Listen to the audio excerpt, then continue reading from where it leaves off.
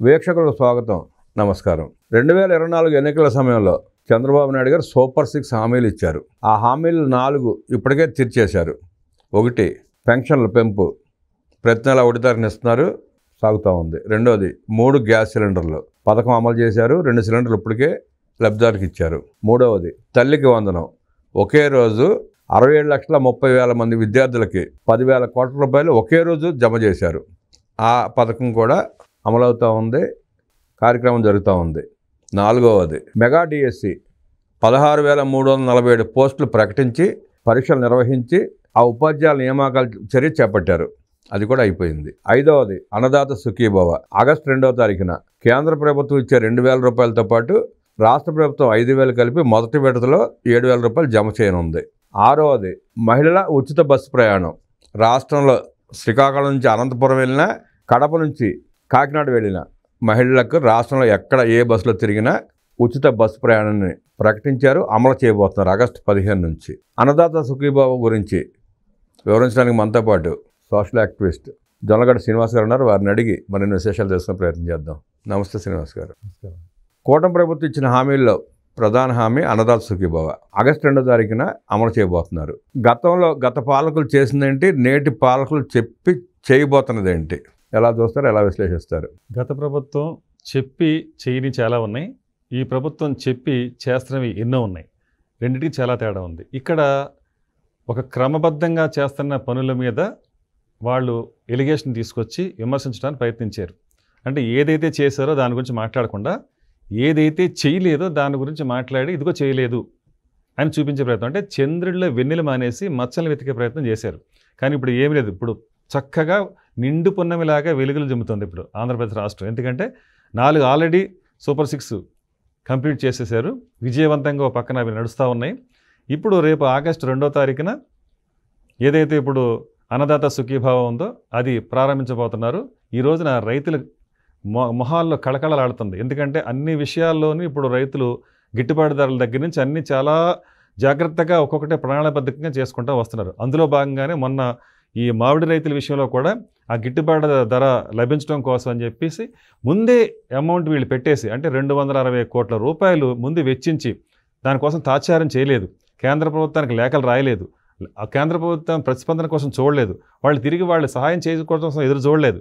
అవన్నీ చూడకుండానే ముందుగానే 4 రూపాయలు గిట్టుబాటు ధరను కల్పించి 12 రూపాయల చొప్పున ఇవాళ మామిడి పంటకి ఎక్కడా నష్టం జరగకుండా రైతులకి చాలా మేలు చేసింది ఇప్పుడు ఈ కూటమి ప్రభుత్వం.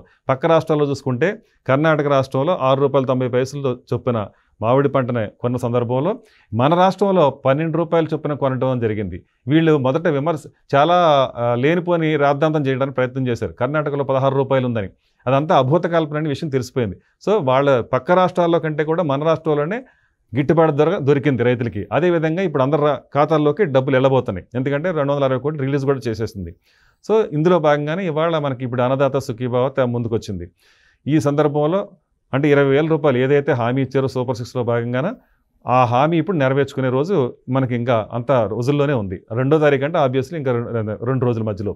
ఇలాంటి సందర్భంలో ఓ పక్కన అన్ని ప్రాజెక్టులు కళకళలాడుతున్నాయి. అటు శ్రీశైలం, ఇటు పక్కన నాగార్జున సాగరు, ఇటు పక్కన ప్రకాశం దగ్గర బ్యారేజ్ దగ్గర నీరు ఎక్కువగా ఉన్న నీరుని మనం వదులుకోవాల్సిన పరిస్థితి వచ్చింది. అంటే 22 టీఎంసీల నీరు మన ప్రకాశం నుంచి వదులుకుంటున్నాం. ఈ సందర్భంలో ఎక్కడో ఉన్న సింగపూర్లో ఉన్న చంద్రబాబు నాయుడు గారు ఒక పక్కన ఈ ప్రాజెక్టులు, పెట్టుబడులు, ఈ వాటి గురించి మనం ఒక సెమినార్లు కండక్ట్ చేసుకుంటూనే రెండో పక్కన రాష్ట్ర భవిష్యత్తు గురించి ఆలోచించిన దార్శనికుడు ఎలా చేస్తాడంటే, ఇది ఒక ఉదాహరణ చెప్పాలి మీకు. అక్కడ ఉండి ఈ 22 టీఎంసీలు ప్రకాశం నుంచి పోతున్న నీరుని ఒడిసి పట్టండి, వీలైనంత వరకు కాలువలకు మళ్లించండి, వీలైనంత వరకు జలాశయాలకు మళ్లించండి, ఒక్క చుక్క ఒక్క నీటి బొట్టు కూడా వృధా కావడానికి వీల్లేదని అక్కడి నుంచి ఆయన అన్ని పనుల మధ్యన కూడా మనం మాట్లాడారంటే రైతుల పట్ల ఎంత అకుటింత దీక్షతో, ఎంత చిత్తశుద్ధితో చంద్రబాబు నాయుడు గారు పనిచేస్తున్నారని చెప్పడానికి ఎంతకంటే ఉదాహరణ అక్కర్లేదు. ఈ విధంగా పనిచేసుకుపోతున్న ప్రభుత్వం మీద ఏదో విధంగా బురజాలనే కార్యక్రమం తప్ప మరొకట్లేదు. ఇకపోతే మీరన్నట్టు ఈ రేపు 2వ తారీఖున ఈ కార్యక్రమం ఒక పక్క పూర్తవుతున్న సందర్భంలో మరి ఇంకా తొందరలోనే ఇంకా మరొక వారం రోజుల్లో ఆగస్టు 15కి ఏదైతే మహిళలకి ఉచిత బస్సు ప్రయాణం అన్నారో అది కూడా సాకారం కాబోతుంది. ఎందుకు వీళ్ళు ఇప్పటిదాకా మీరు ఈ కార్యక్రమం చేపట్టలేదు అని అడిగే వాళ్ళకి ఇక్కడ మనం సమాధానం చెప్పాల్సిన అవసరం ఉంది. జగన్మోహన్ రెడ్డి గారి ప్రభుత్వం వచ్చేటప్పటికి పరిస్థితి ఏంటంటే ఇక్కడ ఆంధ్రప్రదేశ్లో ఏ రోడ్డు అయినా కనీసం 2 వీలర్ వెళ్ళడానికైనా అవకాశం ఉందా? మోకాళ్ళ లోతు గోతులు, కనీసం ఎన్ని బస్సులు రిపేర్ అయిపోయి డిపోలో మూలపడ్డాయండి. అసలు రిపేర్ చేయడానికి కూడా డబ్బులు లేవు. ఆర్టీసీ కుదేలైపోయింది. ఆర్టీసీ మొత్తం నష్టాలు నడిచే పరిస్థితికి వచ్చింది. ఆర్టీసీ బస్సు రోడ్డు మీదకి వెళ్తే వర్షం పడితే లోపల ఉన్న వాళ్ళు గొడుగు పట్టుకుని ప్రయాణం చేసినవి కూడా మన విజువల్స్లో చాలా వీడియోలో మనం చూసాం. సోషల్ మీడియాలో చెక్కలు కొట్టినాయి. అలాంటి పరిపాలన జగన్మోహన్ రెడ్డి చేశాడు. ఎందుకంటే ఆయనకి ఎంతసేపు దాచుకో ఈ కాన్సెప్ట్లో ఇవాళ మనం చూస్తున్నాం కదా, వేల లక్షల కోట్ల లిక్కర్ కుంభకోణం, మైనింగ్ కుంభకోణం, ఇసుక, భూములు, అసలు రాష్ట్రంలో సంపద ఎక్కడుంటే అక్కడ మొత్తం నిలువు దోపిడీ చేశాడు. అంటే నిలువు దోపిడీ అనే మాటని తిరుపతి వెళ్ళినప్పుడు హుండీలు వేసేటప్పుడు మాట్లాడతారు వెంకటేశ్వర స్వామి తిరుపతిలో సన్నిధానంలో. అలాంటిది ప్రపంచాన్ని నిలువు దోపిడీ చేసేసాడు ఒక రకంగా చెప్పాలంటే. అదేదో సినిమాలో ఉపేంద్ర సినిమా ఉంది, కన్నడ యాక్టర్, వాళ్ళతో మాట్లాడుతుంటే నేను ఇప్పుడు ముఖ్యమంత్రి కదా, ఈ రాష్ట్రాన్ని అమ్మేసుకుంటానంటాడు. మీరు అమ్ముకోవడానికి ఉండదండి, దోచుకోవడానికి ఉంటుంది అంటాడు అలీ. అలాగా అమ్మేయటం కూడా జరిగినట్టే అనుకోవాలి. మరి స్టీల్ ప్లాంట్ విషయం ఏంటండి? స్టీల్ ప్లాంట్ విషయం అది చేతులు ఎత్తేస్తేనే కదా ఇప్పుడు ప్రైవేట్ తీసుకోవడానికి సిద్ధపడే పరిస్థితికి వచ్చింది. అమ్మేయటం కదా చూసారు అది. మరి ఇవాళ చంద్రబాబు నాయుడు గవర్నమెంట్ ఇచ్చిన స్టీల్ ప్లాంట్ ఆపారు కదా, ఇవాళ నిధులు తెచ్చుకున్నారు కదా. మరి అంతకుముందు మరి ఇక్కడ గంగవరం పోర్ట్ ఏం చేశారండి? మరి అమ్మేసుకోవటం కదా, మీరు చేతులు ఎత్తేస్తేనే కదా పక్కకు పోయింది ప్రైవేట్కి.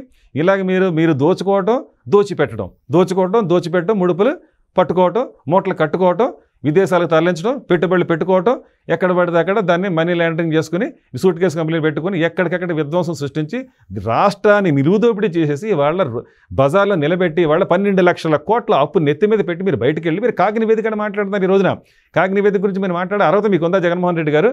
ఎందుకు మాట్లాడాలి? మీరు ఇప్పుడు 2 సంవత్సరాల తర్వాత చూడండి అదే కాకి నివేదిక ఎలా ఉంటుందో కనిపిస్తుంది. మీరు చేసిన తప్పులే ఈరోజు కాకి రిపోర్ట్లో కనిపిస్తున్నాయి. సంవత్సరం తర్వాత ఏముంటుందండి? మీరు చేసిన దరిద్రం నుంచి బయటపడుతున్న సందర్భం ఇది. ఆ దరిద్రాలను తీర్చుకోవడం కోసం ఇప్పుడు మీరేమీ చేయలేదు. ఒక ప్రాజెక్ట్ వచ్చిందా, లేకపోతే ఒక పరిశ్రమ వచ్చిందా? ఉన్న పరిశ్రమను ఎల్లగొట్టారు కదా. కియా ఏమైపోయింది? మీరు ఎల్లగొట్టడానికి ప్రయత్నం చేస్తారు కదా గన్ పెట్టి. తర్వాత మీకు లులు ఏమైపోయింది? వెళ్ళిపోయింది కదా మీ వల్లే. సింగపూర్ ప్రాజెక్ట్ ఇక్కడికి వచ్చి కన్సార్టియం ఇక్కడ మనకు అభివృద్ధి చేద్దామని చెప్పేసి ఉచితంగా వాళ్ళు డిజైన్ చేసి ఇచ్చి వాళ్ళు పెట్టుబడులు పెట్టడానికి వస్తే మీరు 143 కోట్లు లంచం అడుగుతారా? ప్రపంచంలోనే ఎక్కడ లేదండి విడ్డూరం. ప్రపంచంలోనే అవినీతి రహిత దేశంగా ఉన్న సింగపూర్, 3వ స్థానంలో ఉన్న సింగపూర్ని ఎవడన్నా నవ్విపోతారండి. అలాంటి దేశాన్ని ఎవడన్నా లంచం అడుగుతాడండి? జగన్మోహన్ రెడ్డి తప్ప ఎవడన్నా అడగలడు అది. అలాగే ఇప్పుడు అమర్రాజా బ్యాటరీ ఇదన్నీ మీరు తరిమేస్తేనే కదా పక్కకి 4,000 ఉద్యోగాలు సంపాదించుకుని తెలంగాణ రాష్ట్రం ఇవాళ. ఇప్పుడు మీరేంటి 4,000 ఉద్యోగాలు మట్టి కొట్టేసిపోయినాయి కదా. అలాగే మీరు ఏదైనా ఒక ప్రాజెక్ట్ ఉందా? ఫిష్ ఆంధ్ర అన్నారు, ఫినిష్ ఆంధ్ర చేశారు. ఏమన్నా నీటి కుళాయిలు, నోటి కుళాయిలు ఎప్పుడన్నా తప్పితే మీరు చేసింది ఏమన్నా ఉందా? ఇన్ని చేస్తున్నా జగన్మోహన్ రెడ్డి రైతులకు నేనే ఆదుకున్నా, రైతులకు నేనే దిక్కు అన్నట్టు మాట్లాడుతున్నాడు. మనం గమనిస్తే పొగాకు రైతులను కూడా ఆదుకుంది కూటమి ప్రభుత్వం. హెచ్టీ బర్లీ పొగాకు కొనకపోతే నిర్బంధంగా కొనిపించిన పరిస్థితి, మిర్చి ఆటికెళ్ళి మిర్చిని కొనిపించిన పరిస్థితి కూడా కూటమి ప్రభుత్వం తీసుకుంది. దాన్ని ఎలా చూస్తారు? ఇంకెంతకంటే ఉదాహరణ చెప్పంటారా? ఈ విషయంలో న్యాయం చేసింది ప్రభుత్వం, రైతులకి న్యాయం జరిగింది. ఇంతకంటే విడ్డూరం ఒకటి చెప్తానండి. ఇక్కడ ప్రధాని ఫసల్ యోజన పథకం నిన్న పార్లమెంట్లో మీరు చూసే ఉంటారు. మంత్రి గారు శివరాజ్ సింగ్ చౌహాన్ గారు చెప్తున్నారు, కేంద్రం వాళ్ళు ప్రకటించారు స్పష్టంగా. శివరాజ్ సింగ్ చౌహాన్ గారు చెప్తున్నారు ఏమని? 3 సంవత్సరాల పాటు జగన్ ప్రభుత్వం విడుదల చేసిన ఆ పథకానికి డబ్బులల్లా 1 రూపాయి వాళ్ళ భాగంగా చెల్లించలేదు. అది మొత్తం ఎగ్గొట్టారు. కానీ మేము ఆ డబ్బులు పే చేసాము. దాని పథకం ప్రకారం ఏంటంటే డబ్బులు వాళ్ళు పే చేశారు. రాష్ట్రం ఆలస్యం చేస్తే ఆలస్య రుసుం 12% వడ్డీతో సహా కట్టి తీరాలి. ఇప్పుడు ఆ ప్రకారం అది ఎవరిని ఎత్తిన పడిందండి? వాళ్ళ కూటమిని ఎత్తిన పడింది. మీరు ఎగ్గొట్టి వెళ్తేనే కదా ఇవన్నీ కడుతున్నారు. ఇదొక్కటేనండి. ఎన్ని ఎగ్గొట్టి వెళ్తే ఈ రోజున ఈ ప్రభుత్వాలు ఎన్ని బకాయిలండి. రోడ్డు రవాణా సంస్థలు కానివ్వండి, లేదా ఇంకోటి కానీ ప్రభుత్వ రంగ సంస్థల్లో మీరు ఎన్ని రకాలుగా మీరు నిధులు విడుదల చేయకుండా క్లియర్ చేయకుండా ఉన్నారో అవన్నీ ఇప్పుడు కట్టుకుంటూ వస్తున్నారో మనం చూస్తున్నాం. అందులో ఇప్పుడు మీరు రైతుల గురించి మాట్లాడుతున్నారు కాబట్టి ఫసల్ యోజన పథకం కింద మీరు 3 ఏళ్ళు మీరు అన్యాయం చేయలేదా? రైతులు మీరు కట్టకుండా ఎగ్గొట్టలేదా? ఆ డబ్బులు ఇప్పుడు ప్రభుత్వం కట్టాల్సిన పరిస్థితి వచ్చారు. వారు వడ్డీ కడతారా, చక్ర వడ్డీ కడతారా ఏమో తెలియదు, కానీ 12% వడ్డీతో కట్టాల్సిన పరిస్థితి. క్రాప్ ఇన్సూరెన్స్లో జగన్ రెడ్డి రైతులకు చేసిన మోసం ఏంటంటే సుమారుగా 5,000 కోట్ల రూపాయలు 3 సంవత్సరాలు నష్టపోతే 3,000 కోట్ల రూపాయలు కేంద్రమే చెల్లించి ఇప్పుడు వడ్డీ వసూలు చేస్తుంది రాష్ట్ర ప్రభుత్వం దగ్గర. ఇంకా 2,000 కోట్ల రూపాయలు చెల్లించాలి. జగన్ రెడ్డి చేసిన పాపం అలాంటిది. అదేనండి, పాపం మూటలు కట్టుకున్నాడు. అంటే అక్రమార్జన చేసి ఆ మూటలు కట్టుకున్నాడు, ప్రజలు ఉసిరి పోసుకుని ఈ పాపం మూటలో కట్టుకుంటాడు. 2 పాపాలు చేశాడండి. ఆ పాపం మూటలకి ఆన్సర్ ఇప్పుడు రేపు భవిష్యత్తులో రాబోతుంది. ఈ పాపం మూటలకి భవిష్యత్తు తీర్పు రాబోతుంది. ఏదైనా సరే అండి, తప్పు చేస్తే దేవుడు వదిలిపెడతాడు కానీ కర్మ వదిలిపెట్టదు అని చెప్పడానికి ఎంతకంటే ఉదాహరణ లేదు. జగన్మోహన్ రెడ్డి చేసిన పాపాలకి ప్రజలు వదిలిపెట్టినా దేవుడు వదిలిపెట్టడని చేసిన కర్మ అనుభవించాల్సిందంటూ వివరించిన జొన్నలగడ్డ శ్రీనివాస్ గారికి ధన్యవాదాలు తెలియజేస్తూ నమస్కారం.